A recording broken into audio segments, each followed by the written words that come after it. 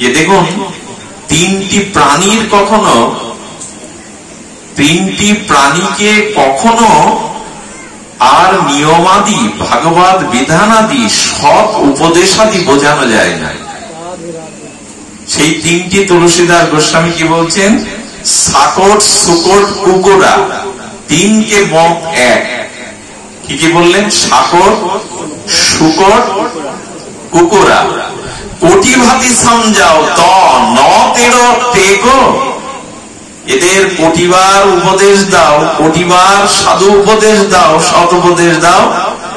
আচ্ছা, কুকুরের যে লেজ, একে যদি 6 মাস সোজা পাইপ দিয়ে সোজা করে রাখেন, আচ্ছা তারপরে ছেড়ে দিয়ে যদি ঘি টানেন, হবে কি? কুকুরকে যদি বলেন তুমি তোমার স্বভাব বদলাও, আমি তোমাকে 3 বেলা ভালো হোটেল থেকে খাদ্য আনাচ্ছি, তোমার জন্য ভালো বিছানা করছি, তোমাকে অট্টালিকা দিচ্ছি, স্বভাব বদলাবে তো? কোন উপদেশেও স্বভাব বদলাবে না। আচ্ছা, ভোরবেলা কুকুটি অর্থাৎ মরম মুরগিকে যদি বলেন আর ডেকো না, শুনবে আপনার কথা? এদের যতই বলেন তোমার ডাকিতে চিৎকারে আমার ঘুম নষ্ট হয়, তুমি ভোরবেলা ডেকো না, কোটি শত উপদেশে যাবে কুকুটির। আর তারাই কেবল ভাগবত সাধুমুখী উপদেশে জীবন স্বভাব পরিবর্তন করে না, তারা পাষণ্ড। এই পাষণ্ড কুকুটি এবং কুকুর, এরা শত এদের উপদেশ দানেও এরা পরিবর্তন হয় না। পাষণ্ড কারা? যারা সাধুতে, শাস্ত্রে, ভগবানে বিশ্বাসী নয়। উপরে উপরে মানতে হয় মানে, কিন্তু ভেতরে বিশ্বাস করে না, এরাই হলো পাষণ্ড। যারা ভগবান বিশ্বাসী নয়, সাধু সন্ত শাস্ত্রে যাদের সুদৃঢ় বিশ্বাস নাই, এরাই হলে জগতে পাষণ্ড। আর পাষণ্ড কখনো কারো উপদেশ নেয় না। যে কারণে দুর্যোধন ভগবান শ্রীকৃষ্ণের উপদেশে পরিবর্তন হয়নি। হয়েছিল? স্বয়ং ভগবান শ্রীকৃষ্ণ কতবার উপদেশ দিতে গেলেন, কিন্তু দুর্যোধনের পরিবর্তন হয় না। তেমনি আমার মতো যারা পাষণ্ড, বাইরে মানে ঈশ্বর অথচ ভেতরে ঈশ্বরে, শাস্ত্রে, সাধুতে, প্রসাদে, হরিনামে, তুলসীতে বিশ্বাস যার নাই, দৃঢ়তা যার নাই, ইনি জগতে পাষণ্ড। যিনি অভিমান, গর্ব, মোহ নিয়ে কাটালেন, ঈশ্বরে বিশ্বাস হলো না। আর এই বিশ্বাস না আসলে তার জীবনে ভগবানও যদি সাথে থাকেন, ভগবানও যদি উপদেশ করেন, তবু তার পরিণতি কখনোই শুভ ফল প্রদান করবে না।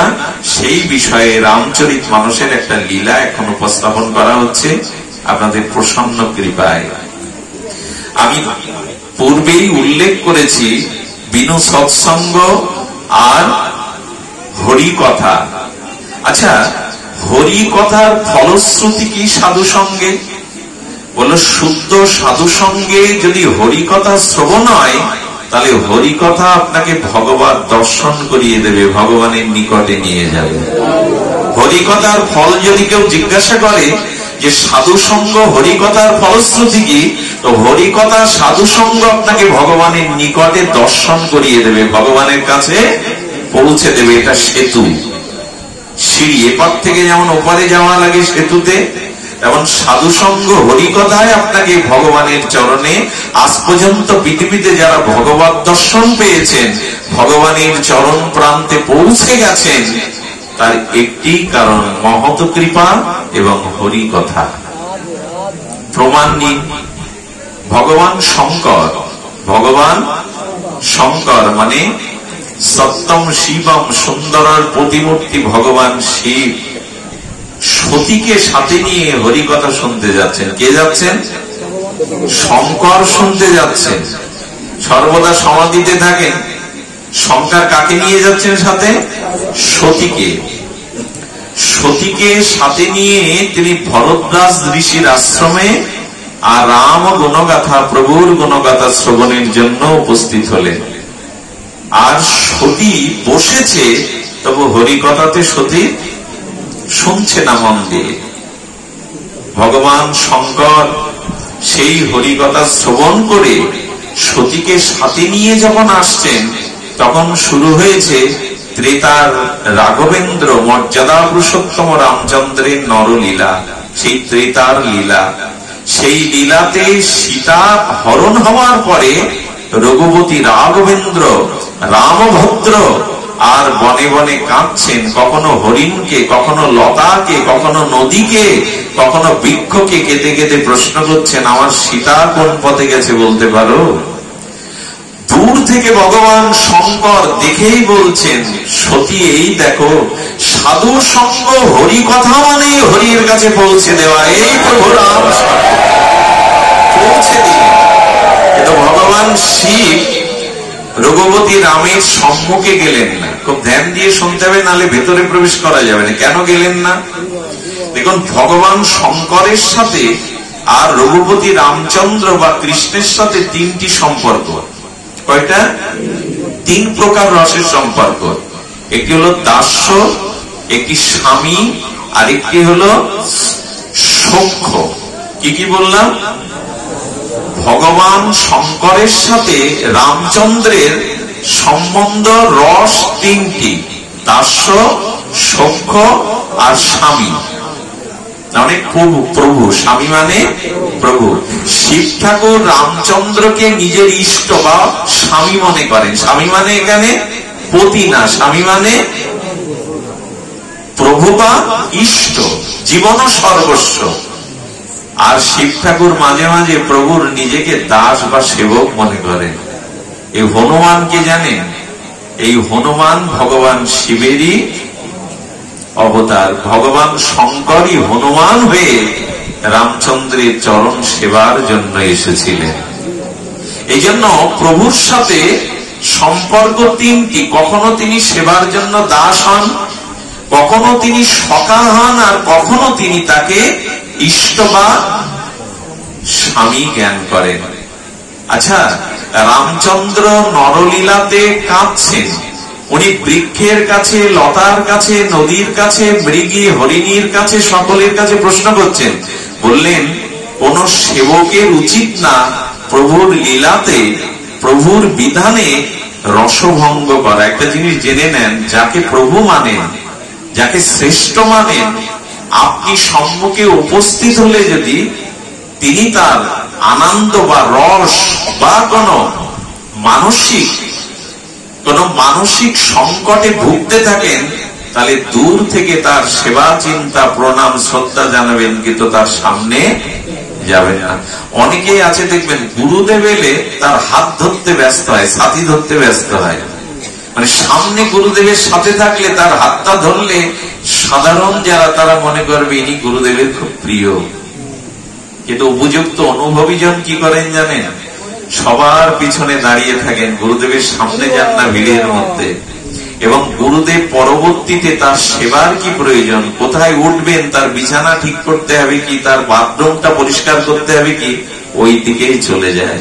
এই জন্য উপযুক্ত যারা সেবক, তারা সামনে গেলে যদি প্রভু বিব্রত বোধ করেন, সামনে তারা ভিড়।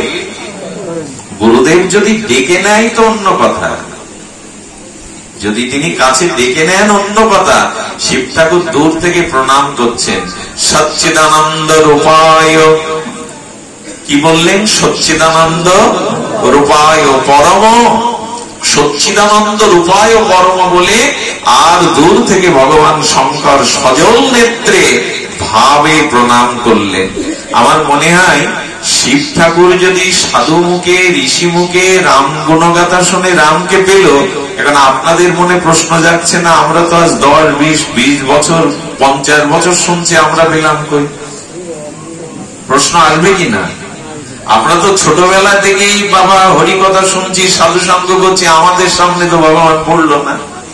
তবে এই কথা বলি, হরি কথা কিভাবে শুনলে ভগবানের চরণে পৌঁছাতে পারবেন সেটাও জানা দরকার। এখানে এলেই কান দুটো খাড়া করে শুনলেই যে ভগবানের কাছে যেতে পারবেন তা নয়। শিব শব্দের একটি অর্থ করেছেন বিশ্বাস। যারা হরি কথার প্রতিটি লীলা, কথা, শব্দ পরম বিশ্বাস মনে করেন, এই বিশ্বাসী ব্যক্তি কেবল হরি কথা শুনে ভগবানের রাজ্যে পৌঁছাতে পারে। সেই চিরচেনা জানা কথা। এক বুড়িমা বৃন্দাবনে দুগ্ধ দিতে যেতেন পূজারী বাবাকে, পাঠক বাবাকে, আর যেদিন নৌকা পেতেন না, বিলম্ব হতো, সেদিন পূজারী বাবা বলল, পূজার সময় অতিবাহিত হয়ে যায়, তুমি বিলম্ব করো, এখন দুগ্ধ কি করব? তো হঠাৎ বুড়িমা একদিন সকাল সকাল পৌঁছে ভাগবত শুনতে বসেছেন বাবাজি মহারাজের বৃন্দাবনে। শুনছেন যে হরিনামে বিশ্বাস এলে সাগরও পাড়ি দেওয়া যায়, সংসার পাড়ি দেওয়া যায় হেঁটে। আরে হরিনামে বিশ্বাস হলে ভব সংসার পাড়ি দিয়ে ভগবানের কাছে। বুড়িমা তখন বললেন, ভব সংসার যদি পাড়ি দেওয়া যায়, যমুনা কেন পার হওয়া যাবে না? এটা তো অনেক ছোট। সেই দিনই হরিনামে বিশ্বাস করে উনি হেঁটে যমুনা পার হলেন। পরের দিন যখন খুব প্রভাতে দুধ নিয়ে উপস্থিত, বুড়িমা এত ভোরে তো নৌকা যমুনার ঘাটে লাগায় না, মাঝি আসে না, তো পার হলে কি করে? বাবা, পার তো তোমার কথা শুনেই হলাম। আরে ভগবানের নামে যদি ভব সংসার পার হওয়া যায়, যমুনা তো ক্ষুদ্র, আমি হেঁটেই পার হয়েছি বলে তোমার গাড়ি ভূত লাগেনি তো? হেঁটে পার হয়েছে মানে ভূত প্রেত পিশাচ লাগেনি তো? আরে বাবা বলছো কি, হেঁটেই তো পার হয়ে এলাম, চলো তো। হ্যাঁ, হেঁটে বুড়ি পার হচ্ছে রাধা নামে, কৃষ্ণ নামে, হরি নামে। আর এই অবিশ্বাসী পাঠক আমার মতো, সে পা দিয়ে দেখতে গেছে, হরি বলে দেখি তো খাটে কিনা, ওর ঘাড়ে ভূত প্রেত লাগেনি তো। যেই অবিশ্বাসে পা দিয়েছে, ডুবে আর ভেসে চলে কোন রকমে সাঁতার কাটতে কাটতে উঠছে। এর কারণ কি? এর কারণ শিব মানে বিশ্বাস। যারা বিশ্বাসের সহিত যে এই সাধু সঙ্গে, এই হরি কথা একদিন আমাকে গোবিন্দ চরণ পাইয়ে দেবে, এই বিশ্বাসে যারা শ্রবণ করে, তারাই ভগবানের রাজ্যে ফিরে অবশ্যই যাবে, দর্শন এটা দৃঢ় করে নিন। ভগবান শঙ্কর দৃষ্টান্ত দিচ্ছেন। আচ্ছা, এখানে সতী কি বলছেন জানেন? সতী বলছেন, আমি দক্ষ রাজার কন্যা। আরে তুমি কাকে প্রণাম করছো? তুমি জগৎ গুরু। এ রাম তো দশরথের পুত্র। আরে রাম তো সেদিন জন্মেছে অযোধ্যাতে, দশরথের পুত্র। আরে যে সোনার হরিণ চিনতে পারে না, সোনার হরিণের পিছনে দৌড়ায়, তাকে তুমি ভগবান বলে প্রণাম করছো? সতীর অভিমান আসছে। কি অভিমান জানেন? আমার শিব শঙ্করই তো স্বয়ংভূ ভগবান, উনি কাকে প্রণাম করবেন? আর যাকে উনি সচ্চিদ আনন্দ বলে প্রণাম করছেন, সে তো সোনার হরিণও চেনে না। বেটা, সোনার হরিণের পিছনে দৌড়ে গেল। আর যদি ভগবান হয়, সর্বজ্ঞ হয়, কেউ লতা পাতার কাছে জিজ্ঞাসা করে, বউ হারিয়ে যে জঙ্গলে কাঁদে, সে ভগবান হয়? এই দেখুন, হরিকথা শুনেও, শিবের সঙ্গ পেয়েও অবিশ্বাস যদি থাকে, তার দুর্দশা দেখুন। বলেন যে বউ হারিয়ে কাঁদে, বাবা যাকে বনবাসে দেয়, আর যে লতা পাতার কাছে, হরিণের কাছে জিজ্ঞাসা করে, এ ভগবান হয় কি করে? তুমি মানলেও শিব ঠাকুর, আমি মানতে পাচ্ছি না। আমার দশাও তাই, আমি মানতে পারছি না যে সাধু সঙ্গ হরিকথাতে ভগবান পাওয়া যায়। শুধু ভক্তগণ, শিব ঠাকুর তখন বলছেন, দেখো দেখ। আচ্ছা, এই সতী শব্দের অর্থ হলো বুদ্ধি। বুদ্ধির দ্বারা ভগবানের কাছে পৌঁছানো। ভগবান বুদ্ধিরও অগোচর। খুব মূল্যবান কথা, যদি মন দিয়ে শোনেন। বুদ্ধিরও অগোচর ভগবান। বুদ্ধির দ্বারা ভগবানকে, তাহলে পৃথিবীর শ্রেষ্ঠ বুদ্ধিমানরা এতদিন ভগবান পেয়ে যেত। ভগবান পাওয়া যায় বিশ্বাসের দ্বারা, শ্রদ্ধার দ্বারা, বুদ্ধির দ্বারা নয়। সতী মানে বুদ্ধি, সতী মানে বুদ্ধি। সেই বুদ্ধির দ্বারা বলছেন, আচ্ছা তুমি কি বলে প্রণাম করলে? বলে সচ্চিদ আনন্দ রূপায় পরম। বলেন সচ্চিদ আনন্দ শব্দ তিনটি, বিষয় সৎ, চিৎ, আনন্দ। কিন্তু ওর মধ্যে তিনটের একটাও নাই, তুমি ভগবান বলছো কি করে? সৎ মানে কি? যে সর্ব অবস্থায়, সব অবস্থাতেই যিনি সবকিছু জ্ঞাত হন, যার কাছে অজ্ঞাত বলে কিছু নেই। সৎ যিনি, তার ভ্রম হয় না। যিনি সোনার হরিণের পিছনে দৌড়ায়, তার মধ্যে সৎই নেই। পরেরটা হলো চিৎ। চিৎ মানে চৈতন্য বা জ্ঞান। যার জ্ঞান আছে, সে লতার কাছে জিজ্ঞাসা করে, সে হরিণের কাছে জিজ্ঞাসা করে সীতা কোন দিকে। হলো ভগবানের যে সচ্চিদানন্দ ওর মধ্যে কোনোটাই নেই। আর যে বনবাসে বউ হারিয়ে চোখের জলে কাঁদে তার মধ্যে আনন্দও নাই, তো সে ভগবান হয় কি করে?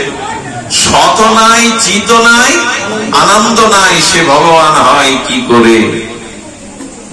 সে ভগবান হয় কি করে? দেখুন আমাদের এ যদি সতীর এই দশা হয় আমাদের কি হয়? বিশ্বাস না থাকলে এই জন্য দয়া করে একটু মন দিয়ে ধ্যান দিয়ে শুনুন যে সতীর কি অবস্থা। এখানে সতীর কি অবস্থা। তখন শিব ঠাকুর বললেন, দেখো সতী, আমি এই বটবৃক্ষ বিশ্বাস মূলে বসে রাম রাম জপ করছি, যদি পরীক্ষা করতে হয় তুমি গিয়ে মরো, আমি মরতে রাজি নই। তোমার যখন বিশ্বাসই হচ্ছে না তখন তুমি পরীক্ষা করো, যাচ করো যে সত্যিই উনি রঘুপতি রাম, আমি তোমার সাথে অবিশ্বাসে মরতে রাজি। বিশ্বাসী ব্যক্তি সুদৃঢ় সিদ্ধান্ত নিয়ে গুরুচরণ সাধুচরণ আশ্রয় করে বটের বৃক্ষের তলে বসলো, মানে বট বৃক্ষ মানে বিশ্বাসের গোড়ায় বসে সে রাম নাম জপ করতে লাগলো। একটা কথা বলবো, যদি কিছু মনে না করে, তিনজন আপনার কথা কখনো নেবে না। আর এই তিনটি তত্ত্ব প দিয়ে তৈরি করা, এই শব্দ তিনটি। প্রথম অক্ষর হলো প, কখনো আপনার মতামতেরা নেবে না। প্রথম পদে হলো পড়শি, প্রথম পদে প্রতিবেশী আপনার বুঝতে চেষ্টা করবে না কোনোদিন। আপনি কেমন আছেন, কিভাবে চলেন, কি আপনার মনের ইচ্ছা, প্রতিবেশী কখনো মেনে, পড়শি আপনাকে কোনোদিনই বুঝতে চেষ্টা করবেন। এটা হাড়ে হাড়ে বুঝতে পারছেন সবাই। দ্বিতীয় প হলো পরিবার। পরিবারে কেউ যদি বয়সে ছোট হয়েও জ্ঞানের কাজ করতে যায়, জ্ঞানের উপদেশ দিতে যায়, খুব বেশি বুঝেছ না। পরিবারের মানুষ কখনো সাধুকে সাধু রূপে মেনে, ভগবানকে ভগবান রূপে মেনে নেয় না। পরিবারে যতই জ্ঞান দিতে যান, আরে রাখো তোমার জ্ঞান, খুব বেশি বুঝে ফেলেছ না সেদিনের। পরিবার কখনো আপনাকে বুঝতে চেষ্টা করবে না। আর একটা বলবো কি, মায়েরা রাগ করবেন না তো, আর একজনকে জীবনে বোঝাতে পারবেন না সারা জীবন ধরে, সেটা হলো পথে পত্নী, মানে স্ত্রীকে বোঝানো খুব কঠিন। স্ত্রীকে বোঝানো খুব কঠিন। এই তিনটে প এদের বোঝানো যায় না, পড়শি, পরিবার, পত্নী। মা রাগ করলেন না তো? এখন শিব ঠাকুর পাচ্ছে না তো আমাদের কি কথা? ভগবান শঙ্কর বললেন, উনি আমার ইষ্ট, উনি সচ্চিদানন্দ রাম ভদ্রায়, কেন তুমি বিশ্বাস করতে পারছো না? বলে দেখো, পরীক্ষা আমি একা যাব না, তোমাকে সাথে যেতে হবে। সারা বিয়ে করলে একসাথে সুখ দুঃখ ভাগ করে নেই, একই শয্যায় শয়ন করি, একই সাথে সঙ্গ করি, তো তুমি পরীক্ষার জন্য যাবে না কেন?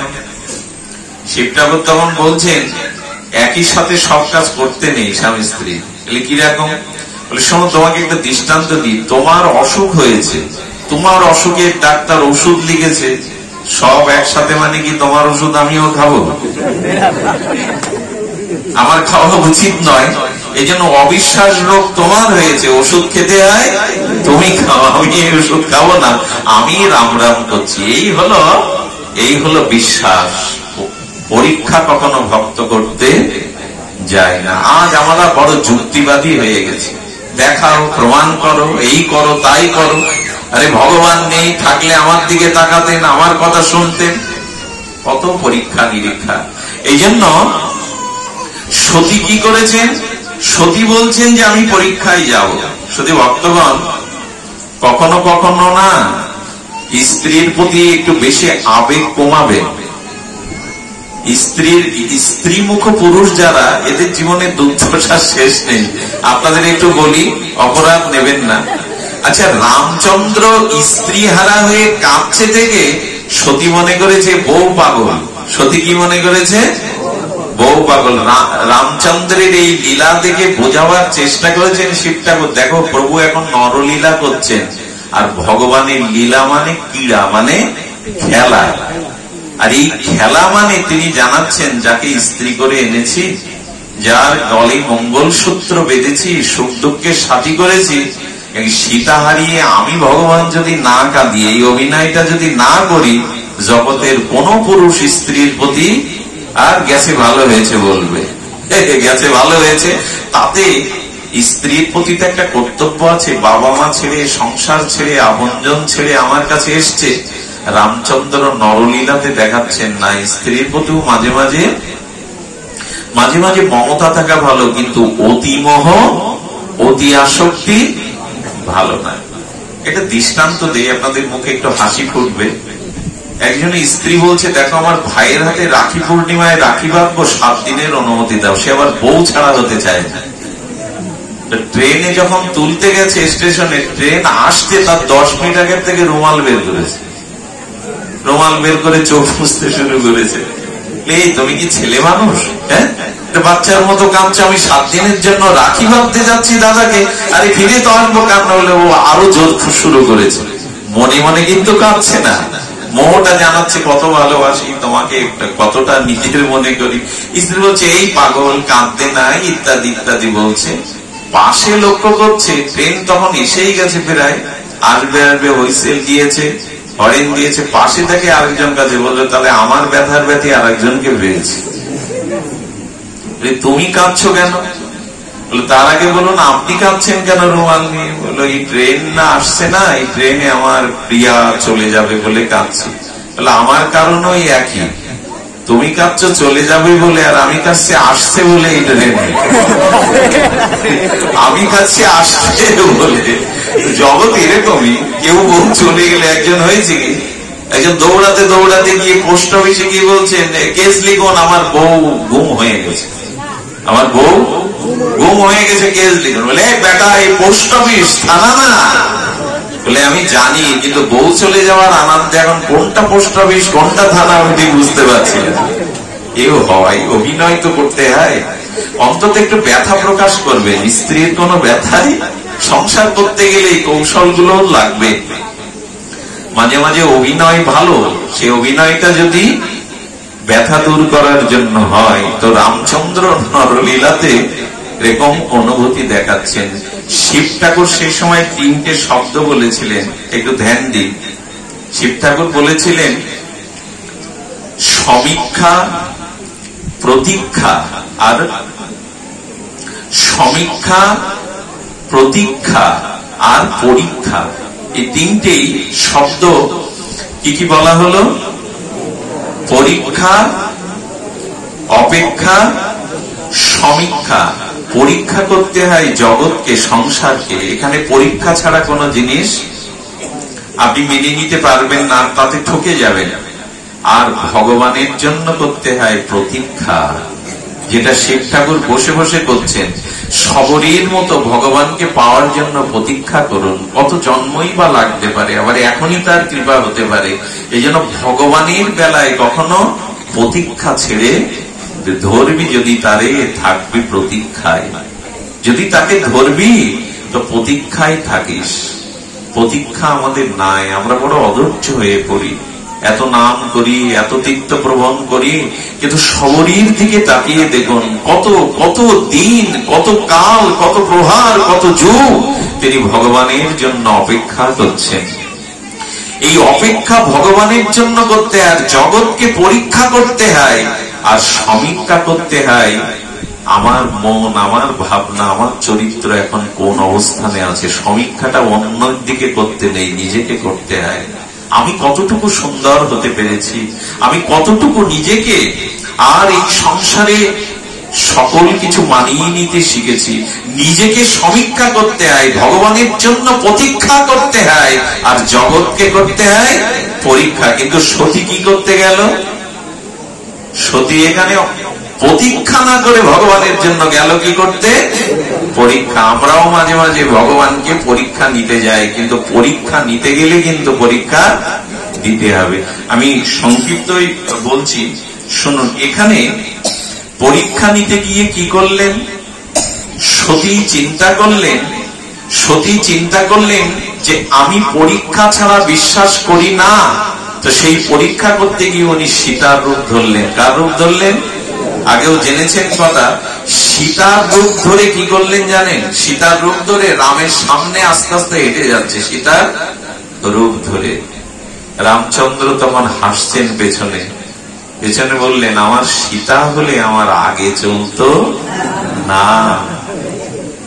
পিতৃসত্য পালনের জন্য রাম আগে চলেছেন, আর বন আলো করে সীতা রামের পেছনে চলেছেন। এখানে একটা বড় সংকেত আছে, যদি মায়েরা নেন, অপরাধ যদি না নেন, কষ্ট যদি না নেন, সেটি হলো ভগবান রামচন্দ্রের আগে যখন সীতা চলেছে তখন বলছেন আমার সীতা নিশ্চয় আমার আগে চলবে না।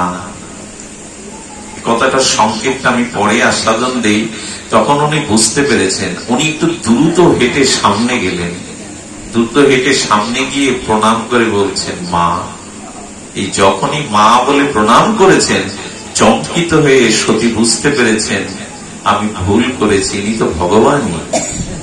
ভগবান না হলে সীতা রূপে কাউকে মা বলে? তখনই রামচন্দ্র প্রশ্ন করছেন শঙ্করকে কোথায় রেখে এই গহীন অরণ্যে আপনি কেন একা এসেছেন? এ কথা একটা সংকেত আছে, শিবকে শঙ্করকে কোথায় রেখে আপনি গহীন বনে কেন একা এসেছেন? আর আমি জানি মা, কখনো আগে চলা ভারতীয় নারীর বিধান নয়। আপনাদের চাণক্যের কথা মনে আছে? চাণক্য হলো ভারতবর্ষের অন্যতম শ্রেষ্ঠ কূটনীতি। ওনার কূটনীতি এখনো ভারতীয় রাজনীতিতে প্রয়োজন মনে করে ওই দেশের বুদ্ধিজীবীরা। তিনটে জায়গায় মেয়েদের কখনো আশ্রয় শূন্য হতে, এই যে শিবকে ছেড়ে এসেছেন না, আজকে যদি লক্ষণ বা রাম থাকতো রাবণ হরণ করতে পারতো সীতাকে।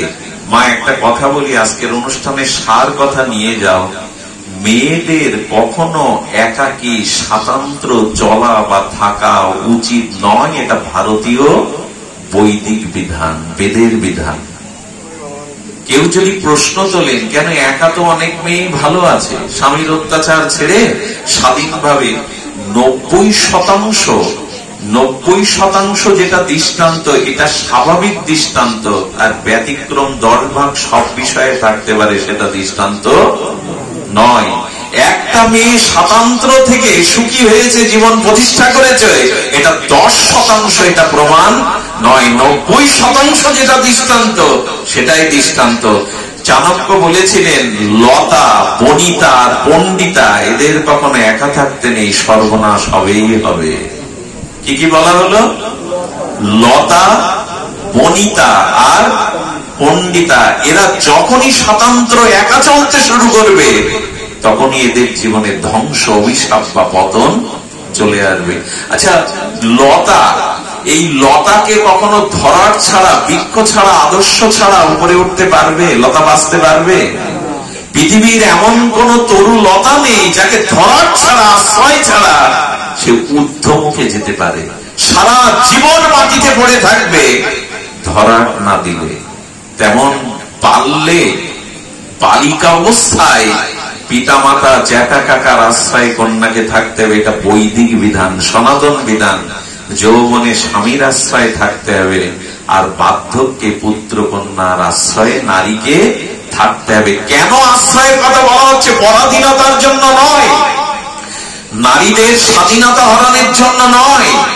পত্র পত্রিকা, বিশ্ব মিডিয়া, খবরের কাগজ পড়ে দেখুন, সংবাদপত্রে 3 বছরের বালিকাকেও পশুরা ছেড়ে দেয় না। পৃথিবী এমন জায়গায় নেমে গেছে, 3 থেকে 80 বছরের মায়েরাও পৃথিবীতে এখন নিরাপদ নয়। পিতার কাছেও তার মেয়ে নিরাপদ নয়। ভারতীয় বৈদিক সভ্যতা মন গড়া সভ্যতা নয়, ঋষির অনুশাসনের সভ্যতা। এটি ঋষির অনুশাসনের সভ্যতা। একটু জোর গলায় বললাম, অপরাধ নিয়েন না, কারণ চারিদিকের বাতাবরণ, চারিদিকের স্খলন পতন দেখে বড় ভয় লাগে। ভয় লাগে কেন জানেন? আমাদের সনাতন ধর্মের, এই আদর্শ ধর্মের মায়েদের, মেয়েদের সুরক্ষা খুব বেশি আমরা দিতে পারছি না।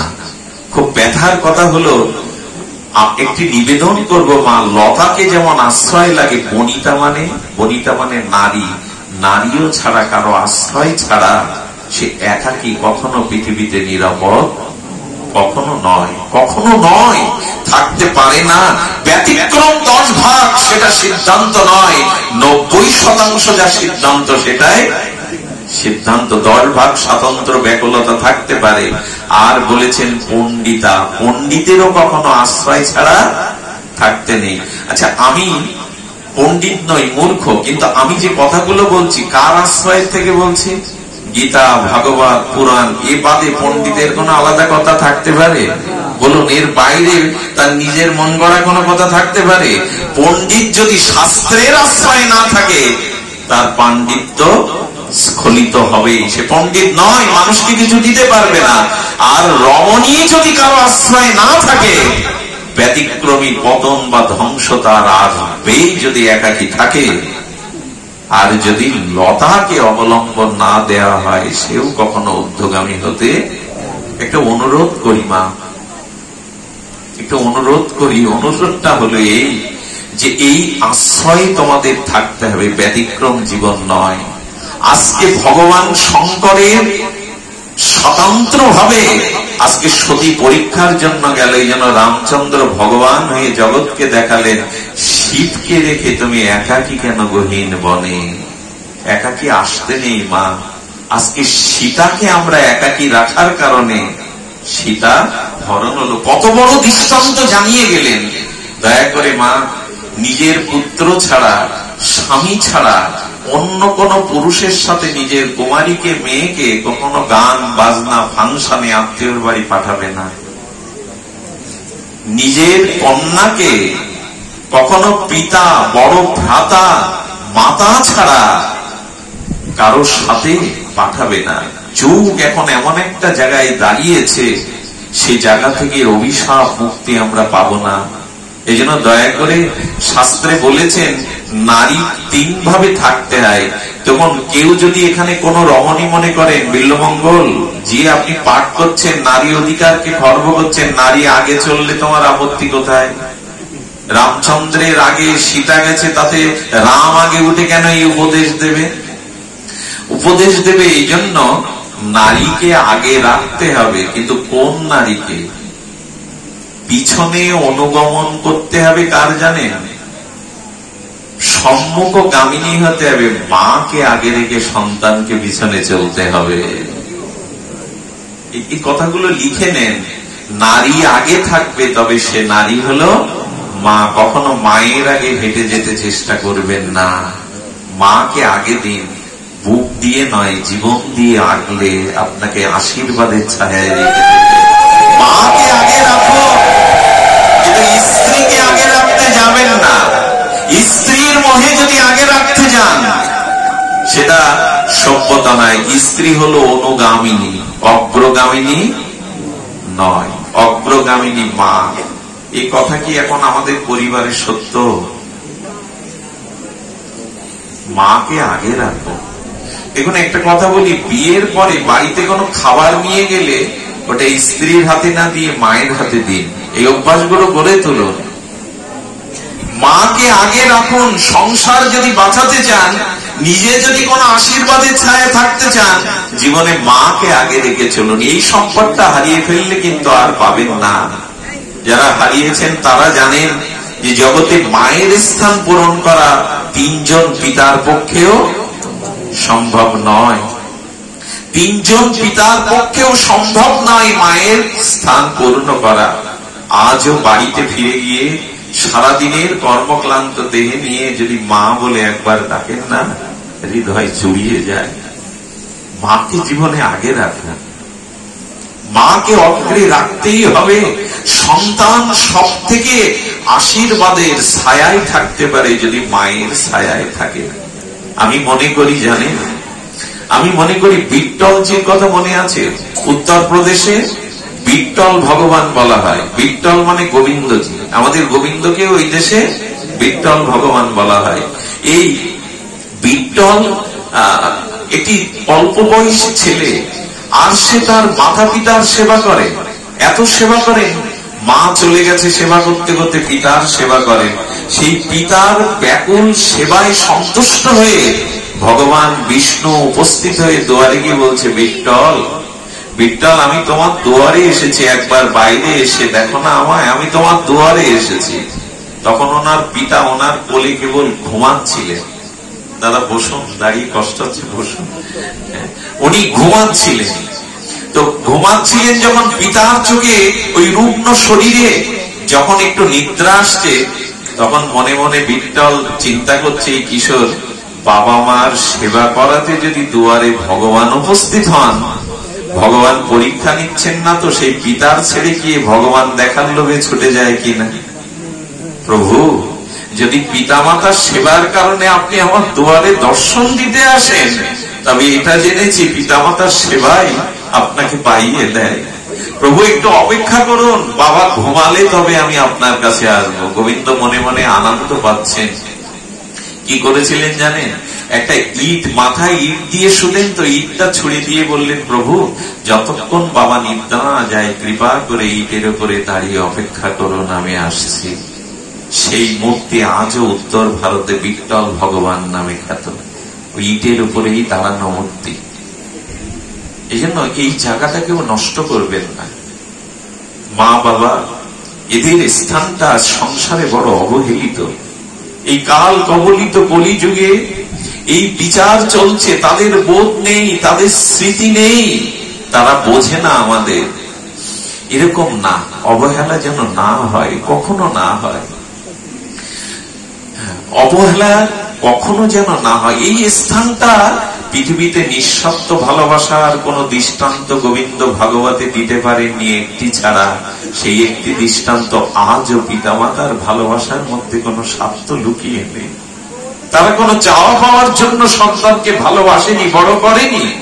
আজও নিষ্কাম নিঃস্বার্থ ভালোবাসার একটাই দৃষ্টান্ত, সেটি হলো পিতামাতা, পিতামাতার চরিত্র। এই জন্য স্বয়ং গোবিন্দ যখন গোষ্ঠে যেতেন, তখন যশোদার চরণ ধুলি নিজের অঙ্গে মাথায় মাখতেন। মা, তোমার ধুলি যেদিন না মাখি সেদিন গোষ্ঠে বড় বিপদ আসে। ভগবানও জানিয়ে গেলেন। নন্দ বাবা একদিন বলছেন, কানাই আমার পাদুকা পাচ্ছি না, দেখ তো। নন্দ বাবা ছোট পৌগণ্ড লীলাতে কৃষ্ণকে বলছেন, কানাই আমার জুতো কোথায়, আমি তো পাচ্ছি না।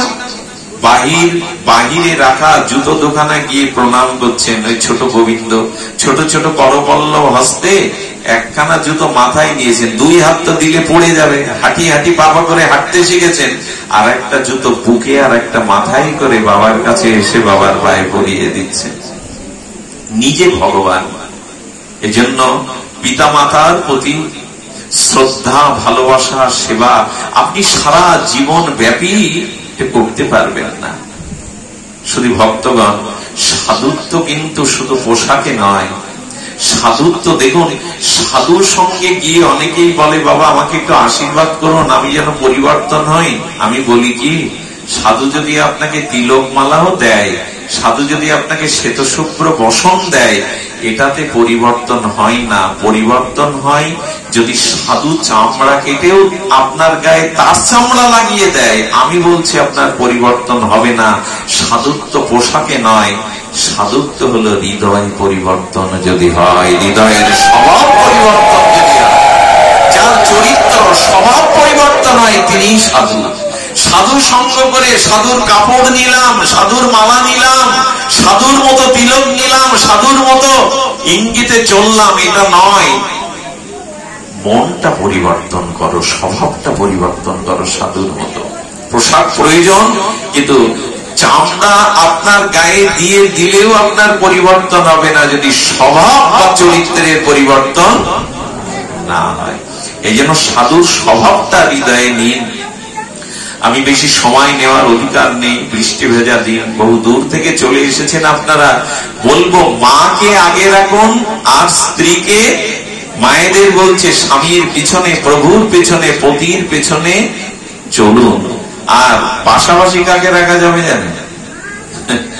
আমার কি বলবো, কি বলে, কি বান্ধবী না কি বলে, বা সহযাত্রী যারা, এদের পাশে নিয়ে চলা যাবে, কিন্তু পেছনে চলতে হবে যদি স্বামীকে আগে দিয়ে চলো। এটাই জীবনের চলার। দেখুন, স্বামী যদি মূর্খ হয়, লেখাপড়া না জানে, আমার থেকে তার বিদ্যা বুদ্ধি যদি কম হয়, তবু তবে এই পতিব্রতা ধর্মে তাকে সামনে রাখুন। একটা কথা বলবি, স্বামী নিন্দা এই জিনিসটা খুব বড় করে আমাদের সতী দেখিয়ে গিয়েছিলেন। স্বামী নিন্দা সে যেমনই হোক, ভারতীয় দর্শনে বলেছেন, আচ্ছা সনাতন ধর্মে ডিভোর্সটা বাড়ছে কিনা এখন, ছাড়াছাড়িটা, এটার ফল খুব ভালো হবে না। আমাদের সনাতন ধর্ম এখন অন্যদের দেখা দেখি না, পাশ্চাত্যের মতো করলাম না। এর একটাই কারণ, এই অনুগামিনী হয়ে চলা। স্বামীকে যে রূপে পেয়েছি, তবে হ্যাঁ আমি বিশ্বাস করি মদ্য মাতাল আসুর প্রকৃতির অনেক পতিকেও স্ত্রী যদি সহধর্মিণী যদি মর্মস্পর্শী সদ্গুণের অধিকারিণী হয়, তবে মাতালকে অসুরকেও সে দেবতায় রূপ করে দিতে পারে, অবশ্যই পারে। একজন মদ্য মাতালকেও সে আর দেবতার রূপ দিতে পারে। তাই নিন্দা নয়, সমালোচনা নয়, যাকে জীবনে গ্রহণ করেছেন, পেয়েছেন, তাকে ভালো করবার দায়িত্ব, তাকে সুপথগামী করার দায়িত্ব আপনার। সেবা দিয়ে, আনুগত্য দিয়ে, ভালোবাসা দিয়ে। সতীকে তখন বলছেন, মা স্বামী ছাড়া হতে নেই, মা তুমি পরীক্ষা নিতে এসেছিলে, ফিরে যাও যেখানে তোমার স্বামী আছে। আমি এখানে একটু বলবো যে দেখুন, এখানে সতী কিন্তু পরীক্ষা করে কি জিতলেন না ঠকলেন? অবিশ্বাসীরা কখনো জীবনে জয়ী হতে পারে না, যার বিশ্বাস আছে সেই জয়ী হতে পারে। সতী ফিরে এসেও কি করছেন জানেন? কি অবাক কাণ্ড! শিবের সামনেও আমি হেরে গেছি। কেউ কেউ আছে তো ঠকে গেলেও পরীক্ষা করেও যদি না পারে হাততে রাজি না। দেখো তারপরেও মনে হলো আমি ওনাকে ভগবান বলে মেনে নিতে পারলাম না। কে তাকে বোঝাবে? শঙ্কর সেদিন মনে মনে কি করলেন জানেন? আচ্ছা আদ্যা শক্তি, আসতে বাবা, আদ্যা শক্তি যিনি, সতীকে, সতী হলো আদ্যা শক্তি, ওনার কি জন্ম মৃত্যু থাকতে হয়? সতী দক্ষ যজ্ঞে মারা গেল কেন? সতীর কি জন্ম মৃত্যু আছে? শুনে রাখুন, অবিশ্বাসী হলে তার কি খলে, আর মহৎ অবজ্ঞা করলে জীবনে কি ফল হয় দেখে নিন সতীর চরিত্র দ্বারা। শিব ঠাকুর বললেন, সীতাকে আমি মাতৃ রূপে আরাধনা করি, আজ তুমি সেই রূপ ধরেছ, তোমাকে আর স্ত্রীর চোখে দেখা আমার পক্ষে সম্ভব নয়। আর যেহেতু তুমি সীতার রূপ ধরেছ, আহা, মাতৃরূপ ধরেছ, তাই সহধর্মিণী রূপে তোমাকে দেখা আমার পক্ষে, আবার আমি তোমাকে ত্যাগও করতে পারছি না। শিব ঠাকুরও টেনশন না, কি বলে শঙ্কর? শিব ঠাকুরও দুশ্চিন্তায় পড়ে। দুশ্চিন্তা শব্দটা না বুঝলে টেনশন শব্দটা বোঝা যায়। শিব ঠাকুর বলছেন, না পাচ্ছি ত্যাগ করতে, না পাচ্ছি, ভগবান তোমারও তাহলে টেনশন আছে বলে, এটাই তো জগতের নিয়ম। আমি আপনাদের একটা ঔষধ দিয়ে যাই, বিপি বাড়বে না, হাই ব্লাড প্রেশার বাড়বে না, দুশ্চিন্তাও জগতে থাকবে না। শিব ঠাকুর একটা ওষুধ বের করে পান করেছিলেন। আপনিও যদি ওষুধটা এখান থেকে নিয়ে যান, বিশ্বাস করুন আপনার মানসিক দুশ্চিন্তা বহু অংশে কমে যাবে। শিব ঠাকুর তখন বললেন, প্রভু তোমার মঙ্গলময় বিধান মনে করে আমার সমস্ত চিন্তা চেতনা তোমার নামে, তোমার চরণে সঁপে দিলাম। ভাবতে হয় তুমি ভাবো, আমি তোমার কথা ভাবি। ভাবতে হয় তুমি ভাবো, সতীর এখন কি হবে? ভাবতে হয় তুমি ভাবো, আমি এখন তোমাকে ভাবি। জীবনে যে পরিস্থিতি আসুক, আপনি একটা জিনিস বলি, শরীর আগে তৈরি হয়নি আমাদের, আগে আমাদের প্রারব্ধ তৈরি হয়েছে, ভাগ্য তৈরি হয়েছে, তারপরে শরীর তৈরি হয়েছে। একটা কথা বলি, আপনি চেষ্টা করে সবকিছু করতে পারবেন না যদি ঈশ্বরের ইচ্ছা না হয়। ভীষ্মদেবকে দুর্যোধন গালি দিয়েছিলেন, তুমি মহামতি, মহাপরাক্রমশালী, তুমি গঙ্গাপুত্র ভীষ্ম, তোমাকে সেনাপতি করে আমি ভুল করেছি। আজকে তুমি পাণ্ডবদের প্রতি দুর্বল, তুমি সূর্যের গতি থামাতে পারো? তুমি যদি চাইতে এক মানে পাঞ্চমদের হত্যা করে কুরুক্ষেত্রে আমাদের জয়ী করতে পারত, কিন্তু তুমি পাণ্ডবদের প্রতি দুর্বল। আমার অন্ন খাও আর প্রীতিটা জানাও। বিশ্বদেব স্তম্ভিত হয়ে গেলেন। দুর্যোধন আমাকে অন্যের খোঁটা দিচ্ছে, আমাকে পক্ষপাতিত্ব বলছে। শুধু ভক্তগণ, সেই দিন ভীষ্ম প্রতিজ্ঞা করে বললেন, তোমার স্ত্রীকে লক্ষণাকে আজ প্রভাতে আমার এই তাঁবুর মধ্যে, যুদ্ধক্ষেত্র তো তাঁবুর মধ্যে আমি মহা সমাধিস্থ হব, তোমার স্ত্রী লক্ষণাকে আমার কাছে পাঠাবে, আমি তোমার স্ত্রীর মস্তকে হাত রেখে আশীর্বাদ করব, তাদের শীতের সিঁদুর যেন অক্ষয়। যেই বলেছে, আর গোবিন্দ পাণ্ডবদের মধ্যে বসেছিল, ওনার অঙ্গ কেঁপে উঠেছে। বিপদ সংকেত দেয় না মাঝে মাঝে, হাত হাত কাঁপে, অঙ্গ কাঁপে। কৃষ্ণের অঙ্গ কেঁপেছে, কিন্তু পাণ্ডবদের অঙ্গ কাঁপেনি। পাণ্ডবদের অঙ্গ না কাঁপলে দ্রুত গিয়ে পাঞ্চালীকে বলছেন, দ্রৌপদীকে, কৃষ্ণা যজ্ঞাসনীকে বলছেন, তুমি স্নান করে পুত পবিত্র হয়ে আর তিলক নিয়ে সিঁথিতে সিঁদুর অঙ্কিত করে আমার পেছনে এসে কিছু জিজ্ঞাসা করতে চেয়েও না। সেদিন দ্রৌপদীকে ভোরবেলা ভীষ্মের ঘরে বিনা শব্দ আর বিনা কোন মুখের বাক্য প্রয়োগ না করে বলেছিলেন, সামনে গিয়ে তুমি বসো। সেদিন কিন্তু ভীষ্ম দুর্যোধনের স্ত্রীর মাথায় হাত থেকে আশীর্বাদ করছি, কাল পাণ্ডবদের বধ করব, এই আশীর্বাদে বললেন, এই যুদ্ধক্ষেত্রে তোমার শীতের সিঁদুর অক্ষয় হোক। দ্রৌপদীর মাথায় এই আশীর্বাদ ভীষ্ম সমাধিস্থ অবস্থায় যখন দিলেন, বললেন, পিতামহ আপনি পাণ্ডবদের এত ভালোবাসেন, আমার প্রতি আপনার এত করুণা। চমকিত হয়ে উত্থিত হয়ে বলছেন, এ কি দ্রৌপদী, তুমি এখানে তো তোমার আসার কথা না।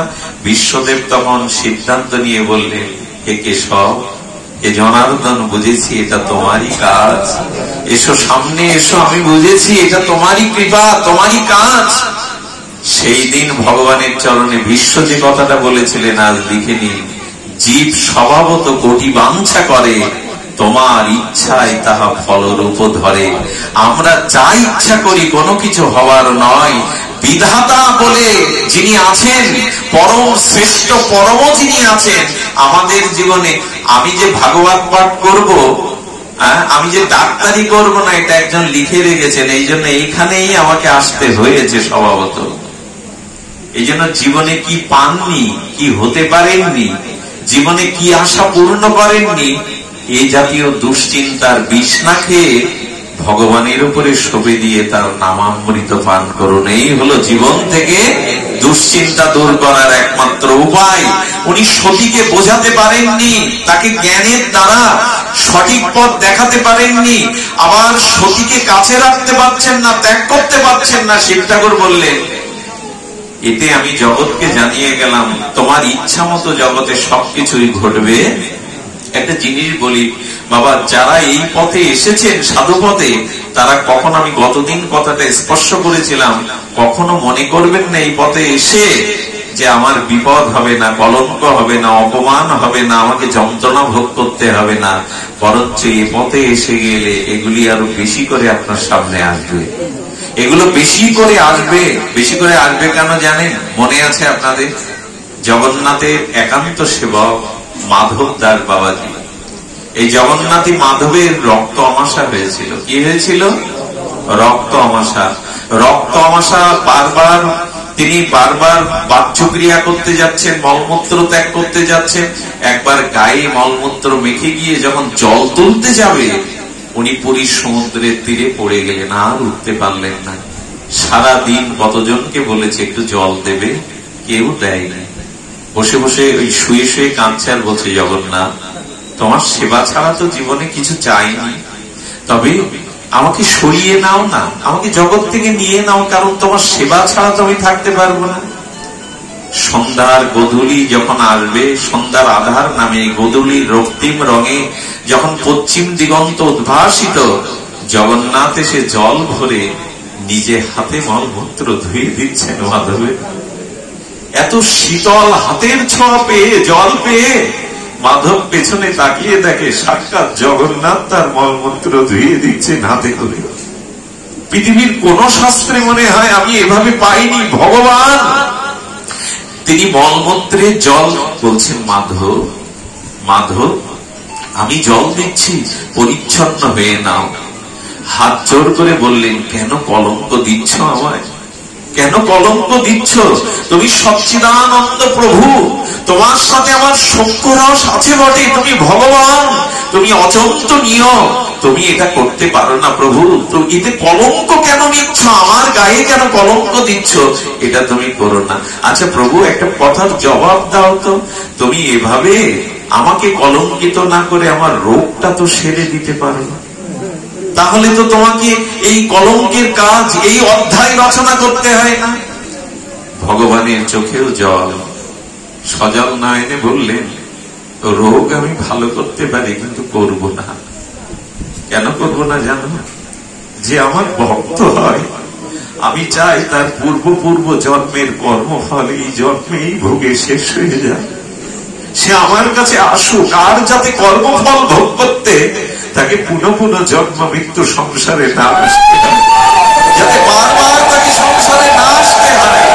এই জন্য আমার ভক্তকে আমি সর্বপ্রারব্ধ ভুগিয়ে নিয়ে আমার করে নিই, জানো মাধব, এ রোগ আমি সেরে দিতে পারি, কিন্তু চাই তুমি চিরদিনে আমার হয়ে যাও, আর যেন তোমাকে জগতে না আসতে হয়।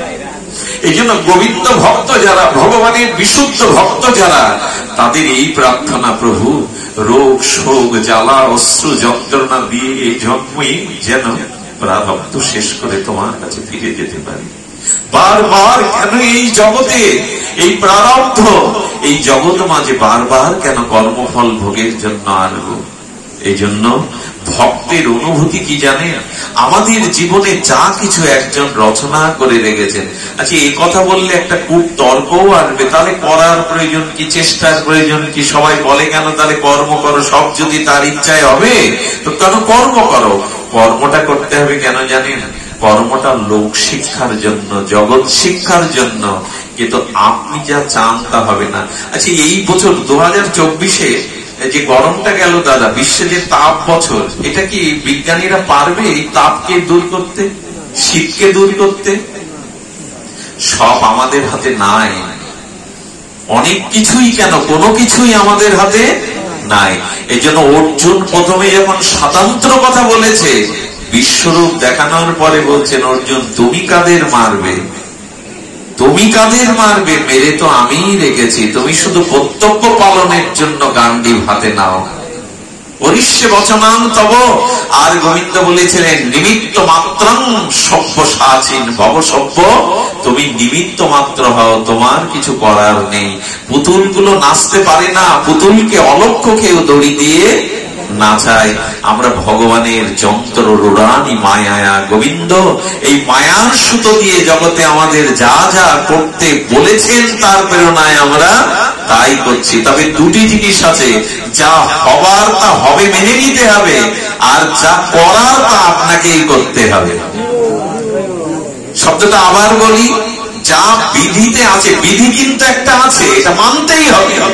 বিধিতে যা হওয়ার তা আপনি পরিবর্তন করতে, কিন্তু যা করার তা আপনাকে করতে হবে, সেইটা হলো চেষ্টাটা আপনাকে করতে হবে। আর আপনি একটা জিনিস করতে পারেন, এইটা আপনার কর্মের মধ্যে পড়ে, সেটা হলো জপের মালা হাতে নিয়ে হরি নাম জপ করতে পারেন, আপনি আর কিছু করার নেই আপনার।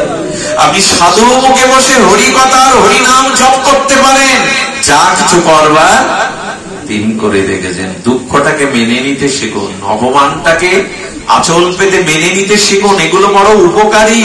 অপমান লাঞ্ছনা দুঃখ যন্ত্রণা যার জীবনে নেই, সে মানুষ হতে পারেনি, সে পরিপূর্ণতা হতে পারেনি, এগুলো আঁচল পেতে মেনে নিন। ভাগবতে আসার এগুলি হলো মহামন্ত্র, যাতে আমরা মেনে নিতে পারি। শুধু ভক্তগণ, এখানেই সতীকে মন থেকেই ভগবানের চরণে সঁপে দিলেন, আর ভগবত ইচ্ছায় সতী দেহ ছেড়ে চলে গেল, এবং এই সতী পরবর্তীতে গিরিজা বা পার্বতী হয়ে ভগবান শঙ্করের হাত ধরেছিলেন। আমি আপনাদের এইটুকু নিবেদন করে পাঠ বিশ্রাম রাখছি। ভগবত ভজনে এসে নিজের স্বাতন্ত্র ইচ্ছাটা না রেখে তার হাতে দিয়ে দিন, তার হাতে দিন। সেই রাধারানীর হাতে, শ্রী গোবিন্দের হাতে জীবনে সমর্পণ করে দিন। এই সমর্পিত জীবনই হলো আমাদের পরিপূর্ণ জীবন। এক সিদ্ধ বাবা বৃন্দাবনে, সে পরম্পরা পায়নি, আর পরম্পরা পায়নি বলে কোন গুরুদেব তাকে আশ্রয় দেয়নি। তৎকালীন সময়ে পরম্পরা না হলে তাকে কেউ দীক্ষা দিত না। যখন পরম্পরা পায়নি তখন রাধাকুণ্ডে এসে বলছে, যদি গুরুদেবী কৃপা না করে বেঁচে থেকে রাধারানী লাভ কি? উনি কি করেছেন জানেন? মরবে বলে রাধাকুণ্ডে রাধা রাধা বলে ঝাঁপ দিয়েছেন। যেই ঝাঁপ দিয়েছেন, করুণাময়ী বলছেন, রাধাকুণ্ডের জল মানে তো আমারই স্বরূপ। হাত ধরে টেনে তুলে বললেন, বাবা আমি তোমাকে স্বরূপ দিয়ে দিলাম, যাও, মরতে হবে না। ভারটা তার উপরে দিন, পড়া শুধু তার চরণে আত্মসমর্পণ করে দিন। আমাদের বাংলাদেশ থেকে এক যুবক, একটু সরল, যারা সরল হয়, একটু বোকা হয়, এই সমাজে আমরা তাদের মূল্যায়ন করি না, কিন্তু এরাই আগে ভগবান পায়। সেই সরলকে রাধারানী স্বপ্ন দেখিয়েছেন, ওরে ব্রজে যা। আমি এটা বলেই বিশ্রাম করছি। ব্রজে যা, ব্রজে গিয়ে অমুক বাবাজি মহারাজের কাছে চরণাশ্রয় কর, তার দীক্ষা মন্ত্র পেলে তুই আমার কৃপা লাভ করতে পারবি। রাধারানীর স্বপ্ন পেয়ে পরম ব্যাকুল হয়ে আর সবকিছু পেছনে ফেলে এই কিশোর সরল একটু বোকা যুবক চলে গেছে। বাবাজির কাছে যখন গিয়েছে, বহু অন্বেষণ করতে করতে স্বপ্ন দেখা সেই বাবাজির সন্ধান পেয়ে, বাবাজি আমাকে কৃপা করুন, চরণে আশ্রয় দিন এই দিনকে। একবারও বলেননি যে রাধারানী স্বপ্নে পাঠিয়েছেন। কখনো মহতের সামনে গিয়ে নিজের কোনো বড় পরিচয় তুলে ধরবেন, আমি অমুকের তমুকের, আমি এই নাম করি, এরকম করবেন না। ওখানে গিয়ে যত পারেন নিজেকে ধন্য মনে করুন, কাঙাল মনে করুন, অধম মনে করুন। বাবাজি মহারাজ বললেন, দীক্ষা আমি দিতে পারি, কিন্তু তোমার পূর্বপুরুষ কোন পরম্পরায় দীক্ষিত, এই পরম্পরা না থাকলে এখন তো নয়, হরে ঘরে সবাইকে এখন দীক্ষা দেয়, যে আসে তাকে। এক সময় এরকম ছিল না, দীক্ষাটা এত সহজ ছিল না, আর দীক্ষাটা সহজ করাও উচিত নয়। দীক্ষাটা সহজ করা উচিত নয়, কোনোদিনই উচিত নয়। উনি যখন বললেন, তখন বলছেন রাধারানী ব্রজে আসতে বলেছেন, আর গুরুদেব বলছেন, মনে মনেতে ওনাকেই গুরু রূপে, গুরুদেব বলছেন বাড়ি ফিরে যাও, পরম্পরা নিয়ে আসো। আমি কার কথা রাখবো গো? রাধারানী পাঠিয়েছেন ব্রজে, আবার গুরু আজ্ঞা লঙ্ঘন করলেও রাধা কৃপা, কৃষ্ণ কৃপা পাবো না। কি করেছে জানেন? এক পা চলছে আর কাঁদছে। এই সরল বোকা কাঁদতে কাঁদতে, তখন মথুরার স্টেশন ছিল না, ছিল হলো আমাদের যেখানে তাজমহল আছে, কি বলে, আগ্রা। আগ্রাতে তখন স্টেশন ছিল। আগ্রায় হেঁটে এসে ট্রেন আসছে, আর চোখের জলে কাঁদছে আর বলছে, রাধারানী পারো না, পারো না গুরুদেবকে বলে দিতে, পারো না করুণা করতে? গুরুদেব আমাকে যদি ডেকে নেয়, তুমি যদি আমাকে না যেতে দাও, একবার যখন এসেছি ব্রজ থেকে, আমাকে আর সংসারে ফিরিয়ে নিও না। হে করুণাময়ী কৃপা করো। নিবেদন করতে করতে কাঁদছে, আর এত মনোনিবেশ এসে গেছে, কিছুক্ষণ পর চোখ খুলে বলছেন কি, ট্রেন কখন আসবে? তাকে বোকা পেয়ে আঙুল তুলে উপহাস করে অনেকেই বলছেন, বেটা সামনে দিয়ে ট্রেন চলে গেল, তুমি দেখতে পেল না? আর এক সপ্তাহ পরে ছাড়া ট্রেন। তখন এক সপ্তাহ অন্তর ট্রেন ছিল বৃন্দাবনে। উনি তখন ওখানেই ধুলাই পড়ে কাঁদছেন, হে ব্রজ ধুলি, হে চিন্তামণি ধুলি, আমাকে কৃপা করো রাধারানী। এদিকে রাধারানী কি করেছে জানেন? রাধারানী গুরুদেবকে স্বপ্নতে বলছেন, ওরে আমি ওকে তোর চরণে পাঠিয়েছিলাম, তুই পরম্পরার জন্য ওকে পাঠিয়ে দিলি। ওই স্টেশনে বসে বসে ধুলাই মুখ বুঝে কাঁদছে, ওর পরম্পরা চাই। যাও, মদন মোহনের চরণে আমি নিজে লিখে এসেছি পরম্পরা, যাও ওই পরম্পরা নিয়ে ওকে কৃপা করো। রাধারানী এত করুণাময়ী, নিজে লিখে নিয়েছেন তার পরম্পরা নিজেই। স্বপ্নেতে গাত্রোত্থান করে মন্দিরে উঠে দেখে মদন মোহনের চরণে রাধারানীর হস্তাক্ষরে লিখিত পরম্পরা। ব্যাকুল হয়ে তখন খুঁজছে ওকে, ব্যাকুল হয়ে খুঁজতে খুঁজতে দেখছে খাওয়া না দাওয়া না, উদাস হয়ে শুধু কাঁদছে, হা গুরুদেব, হা রাধে, কবে কৃপা করবে? বুকে জড়িয়ে ধরে বলছেন, ওরে ওরে ধন্য আমি, আজ রাধা রানী তোকে পরম্পরা দিয়েছে, ওরে আয় বুকে আয়, ধন্য তুই, তোর সরলতাই ধন্য, তোর বিশ্বাসই ধন্য। আজ রাধা রানী তোর জন্য নিজে পরম্পরা দিয়েছেন। আমি বলি কি, জীবনের এত হিসাব নিকাশের প্রয়োজন নেই। ভগবানের প্রতি আস্থা বিশ্বাস সমর্পণ করুন, এতেই জীবনের পরিপূর্ণতা। মঙ্গল হোক আপনাদের, কল্যাণ হোক আপনাদের।